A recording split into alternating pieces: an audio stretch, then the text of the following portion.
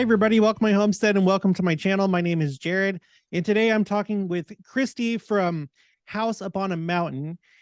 She is in Utah, and I already forgot. I know it's like kind of like near Camas, Heber Valley. Where is it that you're from exactly? So we're in the mountains just above Oakley in Utah. Oh, Oakley, that's right. just Oakley. south of Yep. Oakley. Yeah, which is in Camas Valley. Okay. Yeah. Very good. If you haven't been to Utah, in that part, it's like really pretty over there. A lot of mountains, a lot of green, a lot just it's incredible. I kind of have a lot Yeah. of nostalgia of that area. But she has a YouTube channel. I have the link for it in the description below. She's also on my featured channel, so when you go to my channel's homepage, you'll just see it right there. So make sure to check her out. And so, Christy, what is your channel mainly about, and what do you want to do with it? Okay, thanks. Yes. So I started YouTube specifically because of some things that my patriarchal blessing says, but also we live such a different life. Like right now, we can't drive our car up to our house. And so we snowmobile in. I use a Oh, wow. six-wheeler to get in and out, and I bring our groceries in and out that way. And I just kind of wanted to kind of show our different lifestyle and just how we live. And part of that is just like it's sometimes difficult because just how we live just brings a little bit more difficulty. And we came up into this because my husband always wanted to do this sort of lifestyle, but also because this was kind of the housing we could afford a few years ago. And I thought it would be pretty fun. So I just figured if there's, people out there that can't afford like your normal neighborhood kind of places, you can think outside of the box and live somewhere that might be a little more difficult, but it's doable. And you get to have a few more extra little adventures in your lifestyle. So I kind of wanted to share that. Also, my husband had, when I first started it, he had family that were in 3 different states. So I kind of wanted to be able to share what we were doing with them. But the main reason why I wanted to start the YouTube channel was for me to be able to give spiritual messages, talk about the gospel, talk about truths. And so that was a huge part of it. And so you'll see that I have some of our videos has what's called, and then there was light, and that's kind of my spiritual messages, my just talking about the gospel. And then there's videos of us just doing fun things with our family. And I think it's really important for those kinds of things to be out there for people like me, because my husband's really good at just in an instant coming up with fun ideas, but that doesn't come natural to me. I'm the type of person that has to go searching to know what fun things we can do, because it just doesn't pop in my head, that I have other things that are easy and natural to me, like spiritual things kind of come natural to me and not so much to my husband. But he's like the fun, he just can come up with things and I can't. So I just figure having that kind of thing out there to help other people be able to know of different fun activities, different fun trips you can go on. Just, I feel like it can be really helpful to people if I can get the videos out for people to see that. So it's just really, that's kind of some of the videos that we put out there. And then also I'm starting kind of this new thing where, because of the energy crisis, we're wanting to show some of the things that we do to kind of, that might be helpful to people like in Europe who it's so expensive to have gas, what you can do to do normal things but not have to use gas and even electricity. So those kinds of things we're going to be putting out there. And then like our difficult lifestyle, which was really, what was really interesting is, what was it, like a year or 2 ago when there was a snowstorm. So our water lines froze, I think 2 years ago, but not our pipes in our house. And so the water line, so we couldn't get water. And so we had to figure out, what are we going to do? You know, because I didn't want to have to go to a laundromat in the middle of winter. Yeah.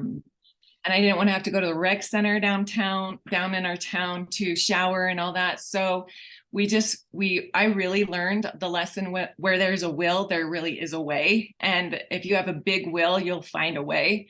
So we show a video of what we did. We got a water tank with pages around it, and like 3 of them, and we put 2 down in our basement and 1 on skis. So we took our snowmobile and skied the water tank to our friend's house down the road, and then drug it back full of water, and then just gravity fed it down to the tanks in our basement, and then got an RV pump.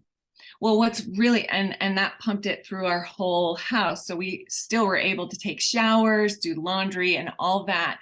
And what was really interesting, a few weeks later, Texas got that big snowstorm, and they had frozen water lines and couldn't get water. And I was just like hoping that people would be able to see my videos, because it would help. You know, I was thinking this could help those people in Texas that are struggling to get water, and, you know, like that whole situation and being cold. And I just thought, man, it would be so great if I could get, you know, if people would share this. And that was my hope, that people would share the videos. So I feel like some of the things that we come across as difficult things in our lifestyle, I'm seeing that it actually could really, truly help people in different parts of the world or in the States, just by the difficult things that we're finding solutions for. So I just feel like that's a benefit and could really help a lot of people to, you know, to see those things, to get better, some out of the box ideas of what to do in difficult We're living in a time when it's like, it's never been easier to share, like whatever your talents are, your knowledge, and do it for free. Like we're living in a magical time right now because of the internet. And that was somewhat the intention for me too when I started my channel. That's why it's called Christian Homestead, because I wanted to, like, I didn't know exactly how things were going to go, but I knew I wanted to share gospel things, and then also just show like our homestead journey, which I haven't done very much of that. Hasn't been very exciting, but you know, we have cows and chickens, and but we're struggling with the gardening. But isn't that one of the, don't you do gardening? We talked about that on the phone, right? Yes, and that's another difficult thing where we live. So we can't plant anything in the ground until like about the 2nd week in June, just Right. because we usually get snow in the 1st week of June or a major frost. And then I remember one year we had snow on September 1st. So we have an extreme amount, like our growing season is very, very short. And then we have like all sorts of animals like moose and deer and ground squirrels and chipmunks and all sorts of animals trying to just eat at our garden. And so we just show kind of what we're doing to keep the critters out. And this year is going to be a little different, and I'm excited because we're going to be doing some different things, and we're going to show, you know, because we were able to keep a lot of the animals out, but we found that the ground squirrels were still getting in. So we're going to show yet another thing that we're doing to try and keep them out, and how we're going to get our plants bigger this year. So when we actually get to put them in the ground, we'll have big plants and hopefully get a lot more harvest out of the short season that we have. So yeah, I love that you have chicken. What are your favorite things about living this lifestyle? Like where you're at, what are like the big benefits and like selling points to other people that might be on the fence and considering it? Well, honestly, it's gorgeous where we live. It really is so beautiful. I struggle in the winter, and I am open and honest about that, because it's just, I mean, we literally are the only people on our street full time. So it gets kind of lonely and kind of isolating. But like, if you could see out my window right now, it's like a winter wonderland. It's gorgeous. It's just beautiful. It's peaceful. You get to see the animal, you get to be in nature. I never imagined that I would live in the mountains, but I always loved being in the mountains. It just always brought me the spirit. I could feel the spirit strongly. It was peaceful, just I could think. And that's one of the things that I do in the summer and in warm, like when it's warm outside, even in the winter, I'll sit out on our porch swing and just enjoy being outside with the peace. And like when we bought our house, now the housing is crazy in Utah, but when we bought our house, it was a decent price that we could afford. And I could stay home with our kids. And so that's, it was an affordable way to live. And it is kind of fun. Like we can go outside, my kids can go skiing right outside our driveway and snowboarding. We have sledding hill right outside and then I can take the 6-wheeler and take them way up into the mountains, and they have a huge mountain to sled down. And it's just fun. It really is fun. And I mean, it does have its difficult points for sure. I mean, I would love to have a garage that I could take my car in and out and not have to scrape the ice off and whatnot. But like, there's way better benefits from just the fun that we have. Yeah, that is great. It's good. Having some privacy, I think, is really good. That's something I really enjoy where we live. We live in a small town, but the houses near us are not very near at all.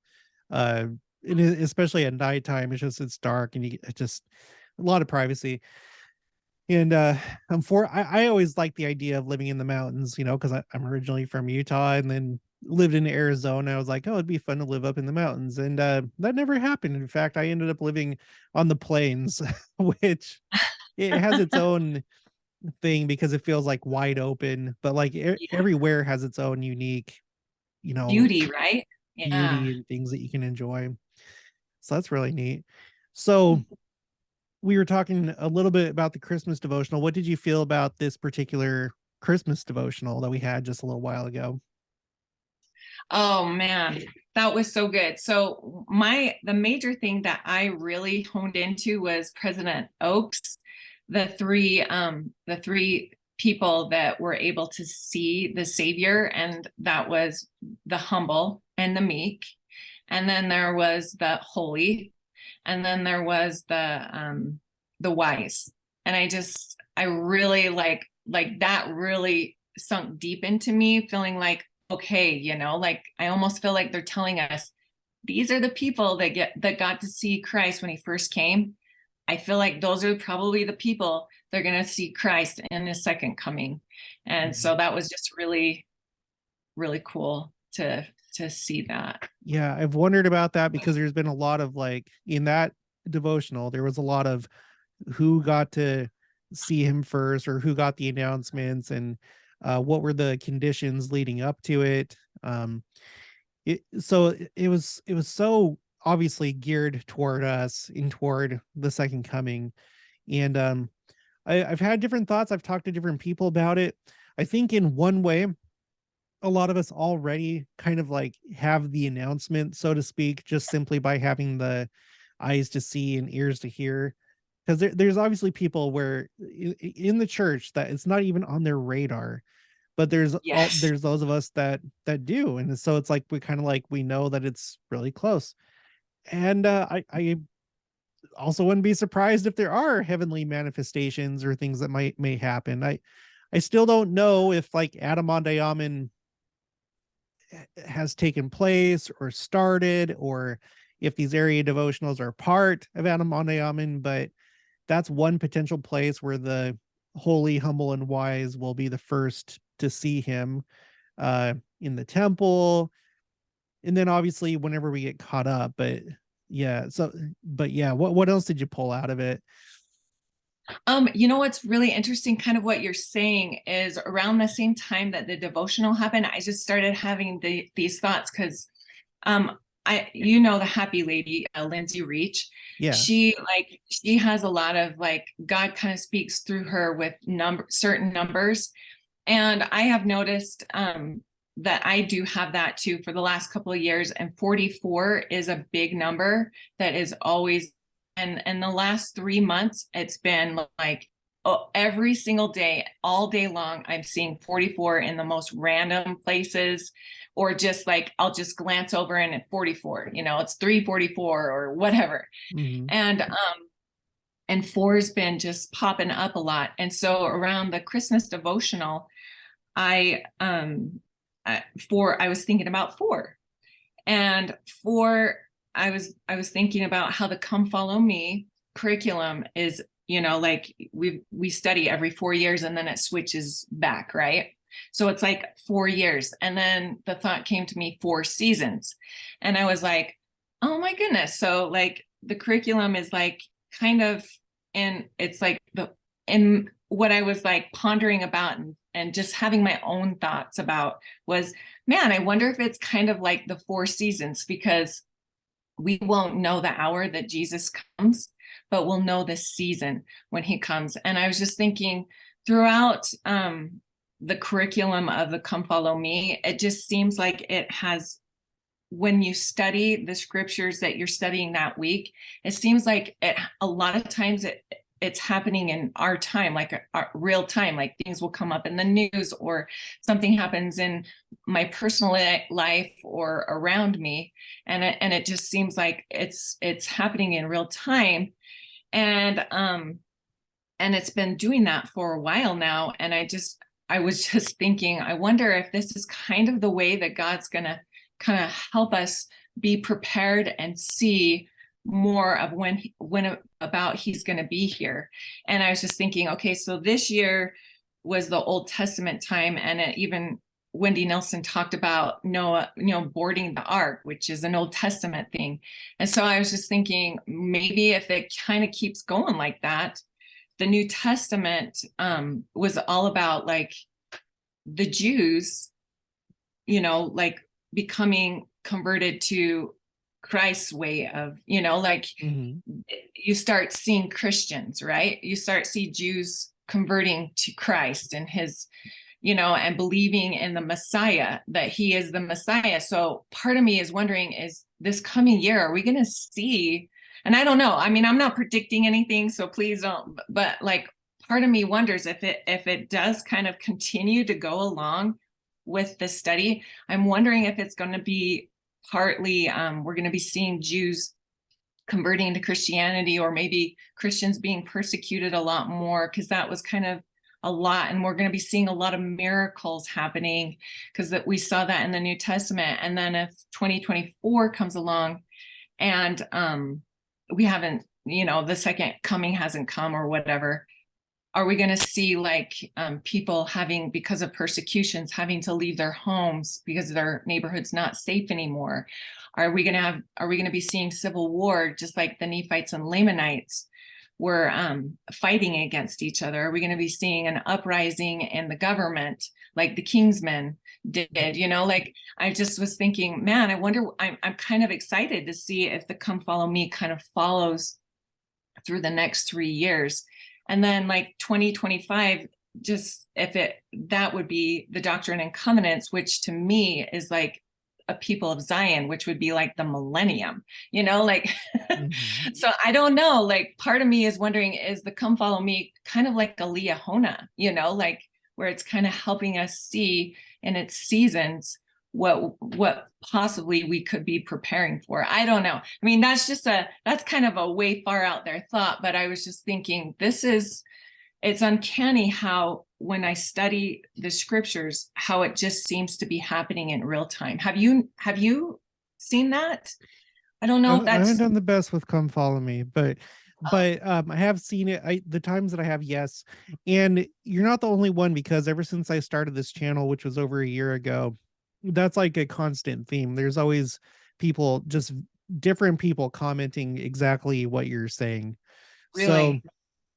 because everything is so geared toward us with church messaging, yeah, I would think that Come Follow Me would also have been inspired in such a way that it would be applicable to the time when you're on, whatever lesson. Yeah, for sure. For sure. Yeah. So that's kind of the thoughts that were coming with the Christmas devotional.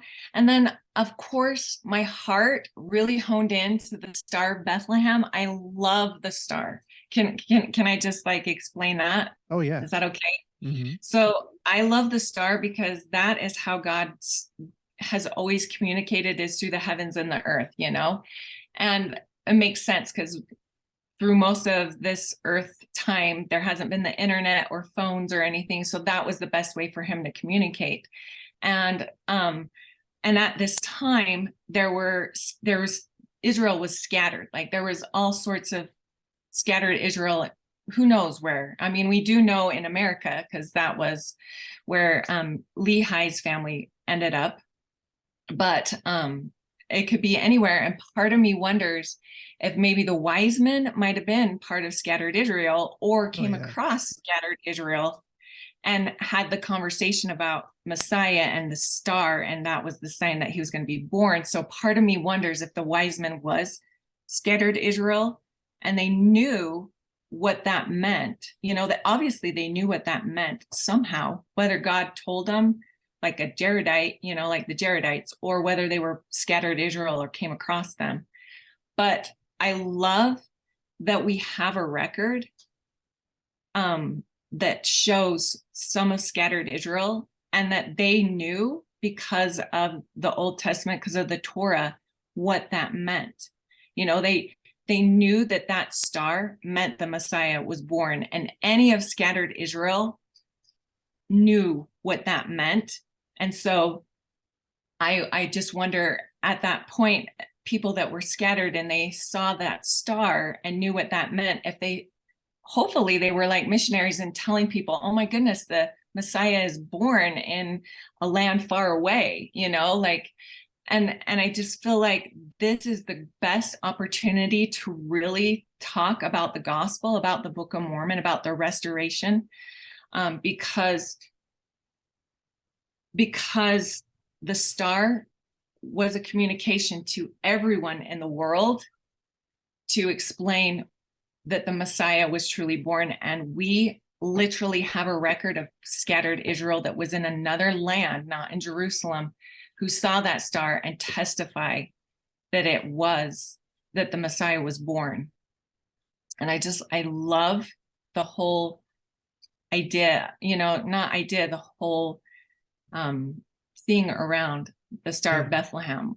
So that's just kind of, yeah, it is really amazing. And I've kind of felt that too about the wise men. I have a playlist called 10 Lost Tribes, and I've kind of explored that idea because even right now, there are many groups in the world that trace their lineage back to what they believe would have been the Northern Kingdom. And some of them, you know, may be wrong. It could be a false tradition, but there's other ones that are a lot more valid. And there's ones that are east of Israel, and some that are in Africa, some that are in India and other places, even as far east as Japan, as a matter of fact. wow. I did a pretty deep dive into that, and I want to continue to do so. But yes, I wouldn't be surprised at all if we receive some of those scriptures, and it's like, oh, those three kings, they were, you know, the prophet and whatever, and they went to go verify, and then they came back and brought the news to the people, and it would just be really, really interesting to see that record and how they experienced it. It would. I never thought about that, like that they were coming to verify that he was born. Like, thank you. That I've never thought of that way. I've just only thought of it as the, you know, the Nephites and Lamanites seeing the star, and then the wise men knowing what that meant. But that they would come to verify and then go back and say, yes, the Messiah truly is born. Oh, that's so cool. Yeah, that we'll find out at some point, but you know, as of right now, there's a lot of interesting things happening in the heavens. We just saw, literally, if I remember right, it was 2 weeks after General Conference, like 2 weeks from the Sunday, that we saw the largest explosion of all time. It was a gamma ray burst, but it's the brightest thing that had ever been observed according to our science. And so, even though it's not like incredible because you can't like see it with the naked eye, it was something that happened in you know, the world of astronomy. Um, there's some weird stuff going on with Orion, the constellation Orion, the largest star, like, oh, sorry, the right shoulder is called Betelgeuse, and Oh, it's been dimmed over the last couple of years. And they think it's part of the process of it going supernova, which may not happen for who knows how long, but they think that there's like a dust cloud that's been kind of like emitted from the star that has kind of blocked out some of its light, and it's there's just like there's a lot of interesting things. I've tried to do a tracker of like celestial signs, but there have been many, you know, and I'm sure that they're only going to increase. I still think it's significant. I don't know if you remember back in the 90s there was the comet, what was it called, Levy Shoemaker 9 or something like that. Do you remember that? It was a comet that broke up into pieces, in distinct pieces that like collided into Jupiter essentially.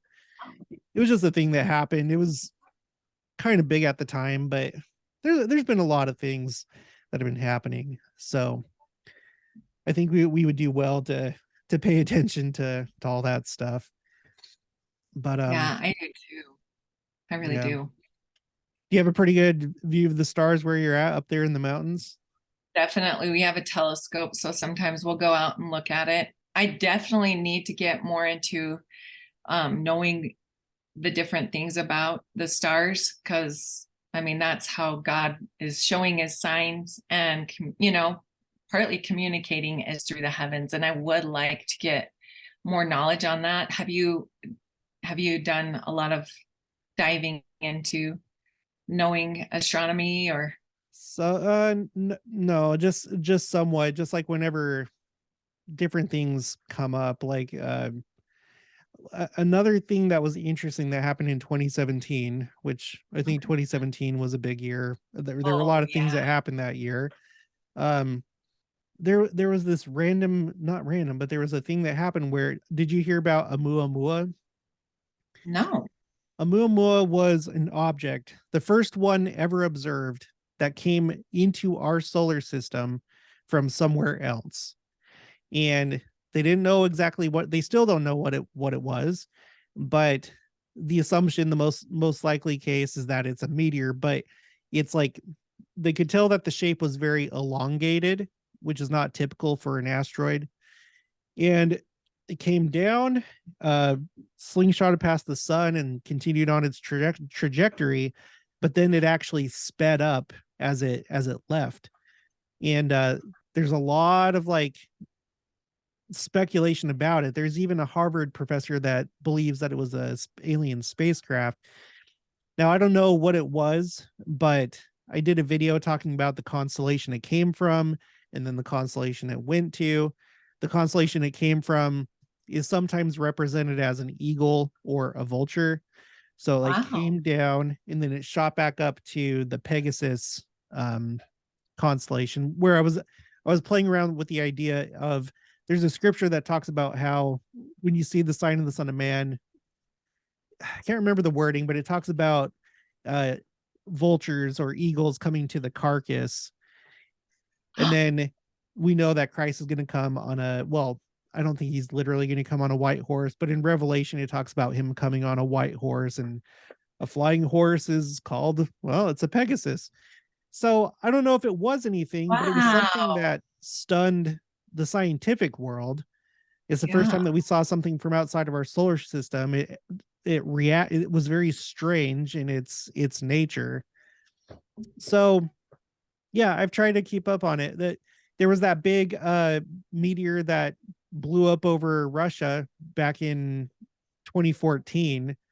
It's called the Chelyabinsk. It was the Chelyabinsk incident, and it was like one of the largest ones that have ever happened. So there's so many things, and if you don't like record them and track them, it just kind of goes unnoticed.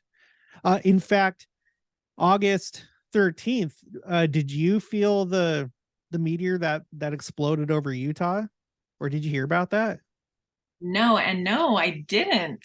How did well, we don't get the news, so that makes sense why I didn't know about this. What, tell me about it.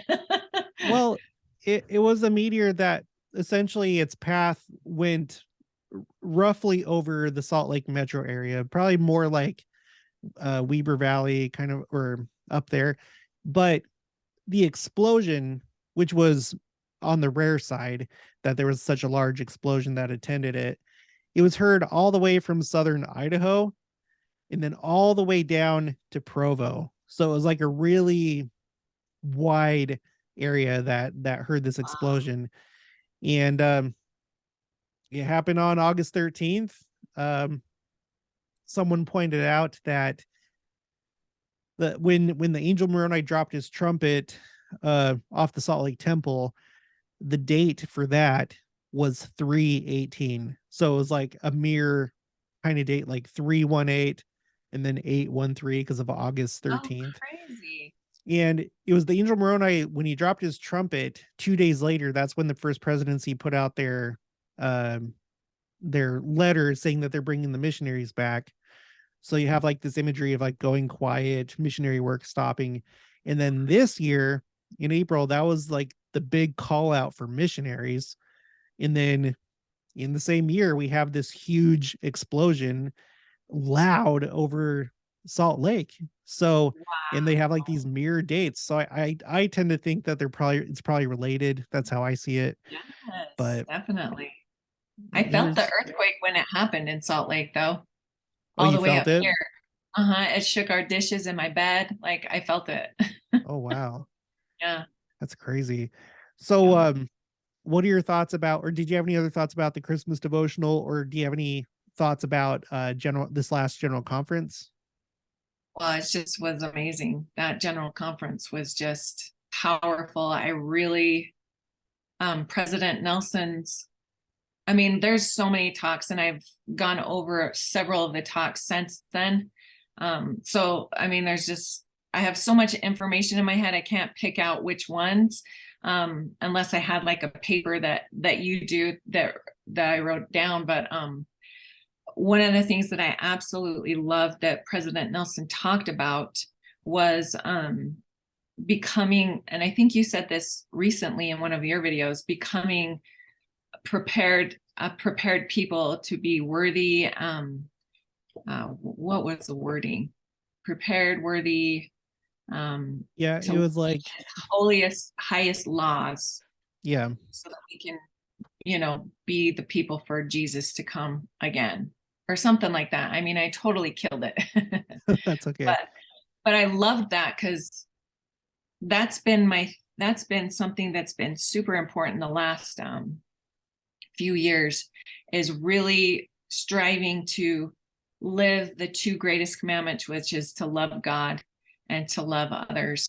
And I feel like loving God, if we really become a God pleasing people instead of a people pleasing and self pleasing people, which we tend to do, um, I feel like if we become a God pleasing people, the second commandment and the rest of them will just kind of trickle down. Because you look at Jesus, that's what he did. That was his huge example, was he only did what the will of the Father was. He was a God pleasing person, not God, but and he only did that will. And if I can really get that down, then I feel like a lot of those other things will just kind of trickle down, and that will kind of help you be that person, because you're truly becoming like Jesus, because that's what he did, right? I don't know. How do you feel about that? Yes. I think that yes, that's how it has to start. That is the greatest commandment. And it's just amazing because what he's asking us to do, and I feel like he's been asking us to do this ever since he became president. Like there's been a big focus on becoming a Zion people, like Yeah. specifically a Zion people. And so a people that are, I don't remember it perfectly either, but it's like able and willing and worthy. Those are the three that I remember. Yes. It's just and coupling that with what President Eyring said to the sisters October of 2020, his Sisters in Zion talk, where he said that the women uh, of this generation would be the ones that create that people. I've just never heard so much explicit talk like what I've heard over the last few years in the church. Like, Yeah. have you been a member of the church your whole life? Yes. Okay. But honestly, I became a convert on my mission, to be honest. I mean, that's kind of sad, but I went on my mission thinking I knew the church was true, but then realizing I really don't. And then I worked really hard and, testified of the things that I did know were true. And then eventually I came to know through the plan of salvation that this church was true. It just made sense. And I felt it whole soul kind of a thing. But yeah, Yeah. I Where have did been you a go on member your all my life. mission? Huh? Oh, sorry. Where did you go on your mission? I went to Manchester, New Hampshire. So all over kind of the New England area. Okay. I really Yeah. like it over there. I actually, that's where our honeymoon was. It was in Lincoln, New Hampshire. That's where it Oh, yeah. started. And then I remember going through Manchester, and then we ended up in Cape Cod, and it was just kind of like a New England slash New York honeymoon. It was Yes. really pretty up there. It's a good place So to go. beautiful. It is. But What about you? Did you go on a mission? yeah, I went to I went to the Spain Barcelona mission. So Oh. in April of this year, when they announced those 17 temples, one of them was the Barcelona temple, which I was so excited about. The other one was the Austin temple, which when I was in the army, that would have been my closest temple had it been constructed at that time. So I was like, oh, cool, Austin temple. And then they announced a Wichita temple, which will be my closest temple. So it was just like bam, bam, bam. It was so cool. That is so cool. Yeah. What do you feel about all these temples being constructed, and what's your nearest temple? Okay, I'm so glad that you brought that up because I love the temples, like family history and all that. So the closest temple that I will be closest to us is they announced the Heber last year that there's going to be a Heber temple, and they just announced where it was going to be this year. But right now, since the Salt Lake temple, that would be our temple right now, but since it's under construction, it's Jordan River. So in West Jordan is our closest temple. Okay. But I'm really excited about the temples and how President Nelson is just talking about, go to the temple as much as possible, take your family names, and go to the temple. And part of me, and I don't know if you feel this way, but part of me feels like, I mean, definitely there's a power in the temple that you get. And the last time that I went to the temple last week, I totally felt like this different feeling when I left. Like I felt a different feeling, and I really gained a even more of a testimony that a prophet's blessing and charge for us to do is real. Like I just felt this added almost protection. I don't know, some sort of power that was kind of protecting power around me. And I just felt it. But I feel like part of doing your family history and taking names to the temple, because President Nelson that said you will have those who are covenant keepers and go to the temple will have an added level of power from God. Is that something kind of like what he said? Mm-hmm. Yeah.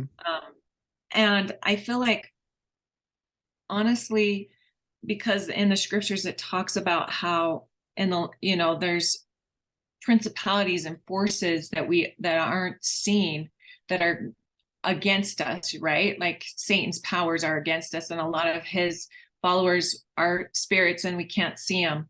And I just feel like as we take our family names to the temple, and they accept the saving ordinances and make those sacred covenants, then because family's family, usually family will like back each other up and will be there during our hard times. We'll be there if there's like a battle, we'll be by each other's side. I feel like that's kind of what is also helping bring that power to us, is just having those ancestors of ours making, you know, if they accept them, making those covenants, and then they have that added power from God. And then they're probably helping, I don't know, maybe I'm wrong, but they're probably helping fight the unseen powers, because that we can't see. And they have that extra power because we, you know, we did the work for them, and they accepted and got that added strength that comes through those covenants that we make in the temple and those blessings. And I feel like, oh, sorry. I was going to say, it's interesting that you say that, because I've noticed a couple, well, I feel like it's been several times that various speakers have said that angels will attend you when you leave the temple. So I never thought of it in the sense of kind of like what you're saying, that maybe your very own ancestors would be those angels that are protecting you as a result of the work that you did for them. So that was it. It's very interesting. Never thought about that till now. Yeah.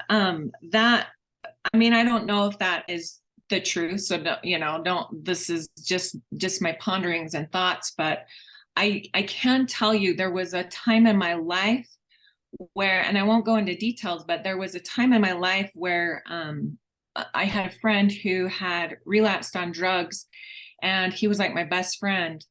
And I was praying and fasting like crazy at this time. And so that I could talk to him and help him and, you know, try and like get him to come back. And I remember one morning I was walking into my work where the cubicles are, and I just felt this major power behind me. And then all I remember seeing, and I would just imagine it would be like through your spiritual eyes, like just seeing this army of angels, and they had helmets and like armor on. But I felt the power first, and then in my mind's eye or my spiritual eyes, I saw this army of angels, and I won't go into details, and I was like thinking to myself, why do I have an army of angels with me? I'm at work, you know, like, why would I need an army of angels? And then later on that day, I found out why I needed those angels. I needed to help my friend because he had, anyways, I won't go into it, but I needed that army of angels. And it's real, like it really is, like they're God, like Satan has his powers and his army, and literally God has his own army, and these angels will be, and I don't know if that was my ancestors. I don't particularly think at that moment that was my ancestors. I could be wrong, but I do know that there is like armies of angels that God has, and they will help you through these last days. And I think that's important that people know that God has, like, we are going to win this crazy battle, and it's going to be hard, but God literally has angels that will help us through the different things that we have to navigate through. And what's interesting is, like, right now, I've talked about this a couple times recently, but so as we get closer to the second coming, and we don't know when that is, but a lot of us feel like it's close to one extent or another. But as we get closer, it becomes more and more of a transition time in many different ways. For some people, making their final choices if they're going to accept the gospel, come back to church or not. But also, like, it's a transition time where, like, I'm seeing all these different people kind of getting together as families in these like special ways. Cause like whenever I do my miracle videos, there's a lot of people reporting that they're just having these like family experiences right now. And then on top of Yeah. that, President Nelson saying that between now and when Christ comes, we're going to have blessings, miracles, and privileges. It feels like it all has to do with the transition, things that are needed, extra strength.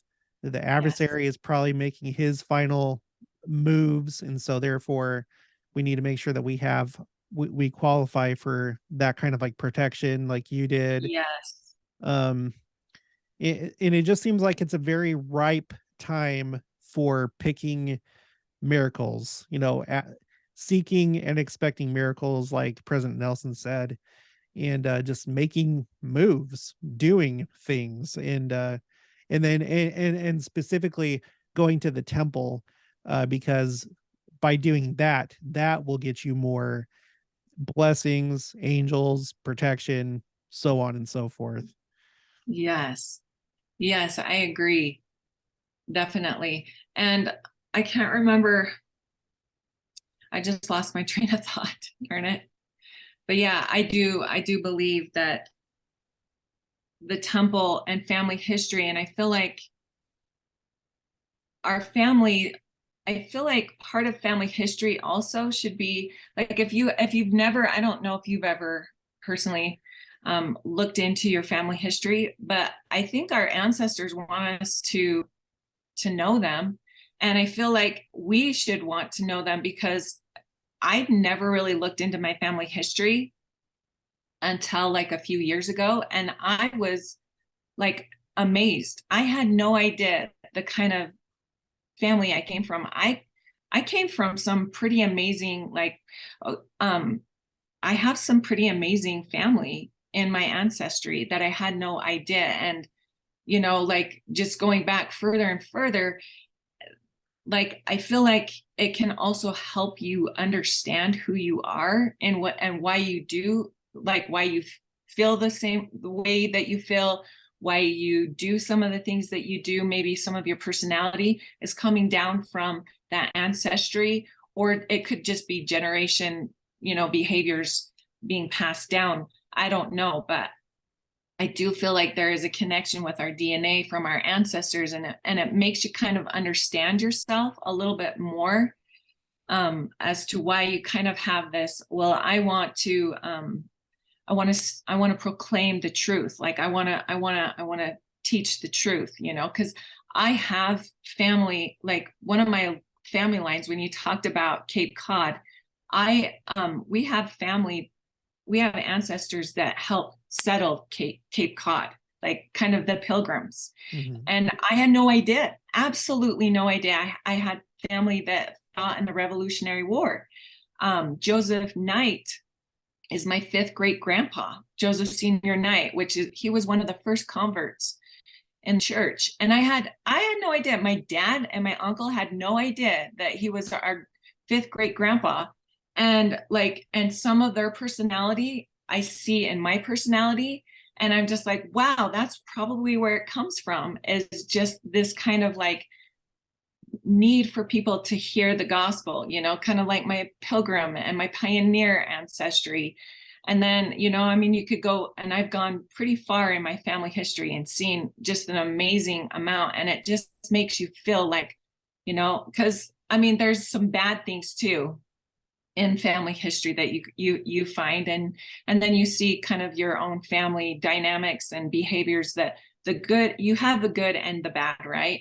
And I feel like the more you kind of look into your family history, the more you want to be kind of the strengthener of more of the strengths that are already there, strengthen the strengths, but then also be the changers of your family line, of the behaviors or the things that aren't pretty, that aren't good, and be that changer in your family line. Because I really feel like our ancestors want us to change that. They are urging us to change the things that they didn't change, or that they didn't know they could do differently.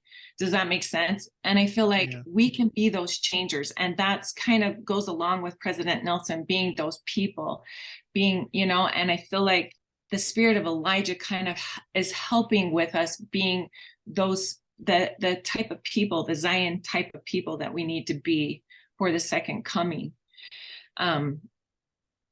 To see, what, this doesn't work well, and this has been a generational thing, and I want to change it, and I'm going to change it, and being these great repenters, being these people that change for the good, and it can change the future. And I wonder sometimes if it's changing past generations, like when we change, make that chain breaker and change the family line, if it even goes back. It can definitely go forward, but sometimes I wonder if it's going back too, if it's changing our ancestors and how they can, like do things.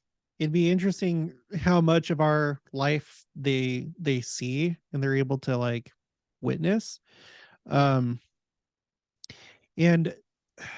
the sad reality, well, is that they're going to be with us soon, but only if we make it happen. And what I mean is, for those that in the spirit world, they qualified, they accepted the gospel, they're going to want to be with us as soon as possible, have their bodies back, be part of things as they're going. Because as far as we know, as far as I know, there was kind of like there was like a resurrection event that happened when Christ was resurrected. It was him along with some other people. Yeah. There's probably been some others through time. I wouldn't be surprised. But like the big one is the morning of the first resurrection, which it seems, from what I gather, it seems like it starts like with a big one-time resurrection, and then it'll like continue through the millennium, but there's like a big boom, like a big mass resurrection at the very beginning. And Okay. it's going to be sad for people that they're ready to go, but no one's done their work yet. And Such a good point. yeah, so we have That's so such much work to do, and so much that's on our shoulders. so true. So true. That is such a good point, because they do want their work done, especially if they're ready. Can you imagine just waiting and you're ready and you're hungry to like have that, and no one's doing it? That makes me feel bad that I haven't been probably doing as much as I should. Like I definitely can get into, my goal is to go at least once a week. And I made that goal last year and I didn't make it, but I'm dead set to do it this year, because President Nelson really was like pushing that. And I was like, I've really got to do that once a week if I can. I don't know, Yeah. how far away is the temple for you? It's probably pretty far. Well, yeah, for right now, it's the Oklahoma City temple, and it's 2.5 hours away.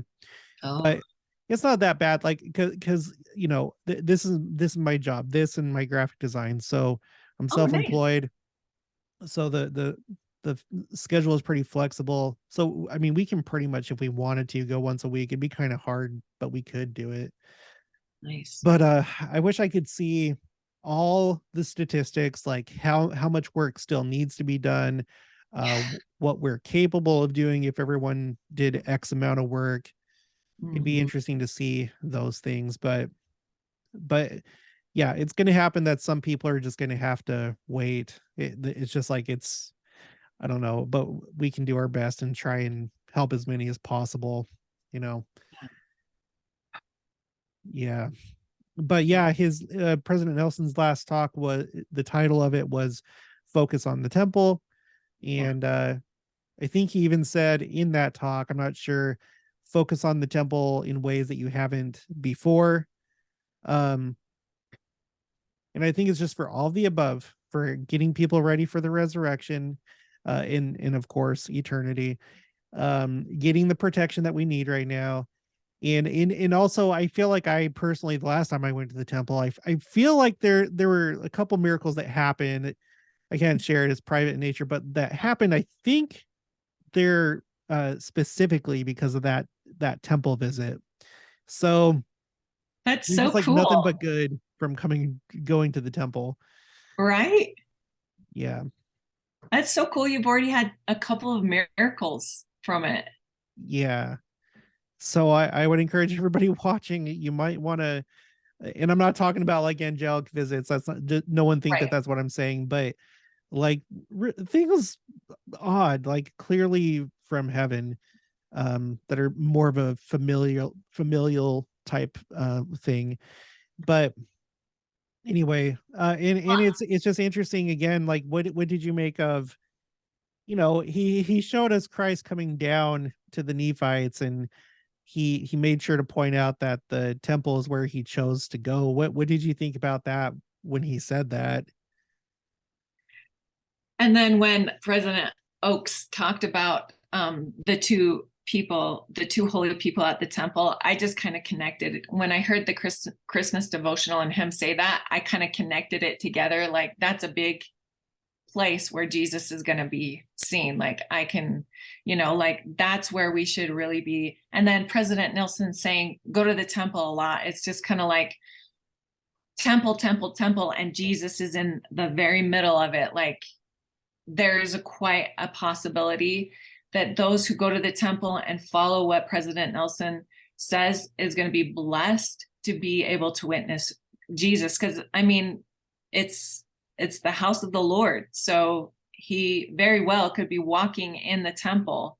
And what if we were blessed to be able to see him? Or, like, I really feel like that's probably one of the first places that he will come to. I don't know what temple it would be. I would assume it would be, in America, it would probably be Adam-on-Diam. And if there's, with I'm assuming there's going to be a temple there. There's not a temple there, right? Like, I can't keep up with all the temples, but No, not right now. But there is the Kansas City temple. There's like all these like sorts of debates out there with the way that people interpret things, but the one thing that's interesting is the Independence Visitor Center was built to be a temple, to be part of the 24 temple complex. It was built to the specifications that were revealed to Joseph Smith. So I'm wondering if that's going to be converted sometime between now and the second coming, but it's just sitting there waiting, and that could be another place where he appears, in the lead up to the second coming, if that's how things are supposed to go. And I really liked in your video where you talked about these different buildings, different churches or cathedrals that might possibly become a temple.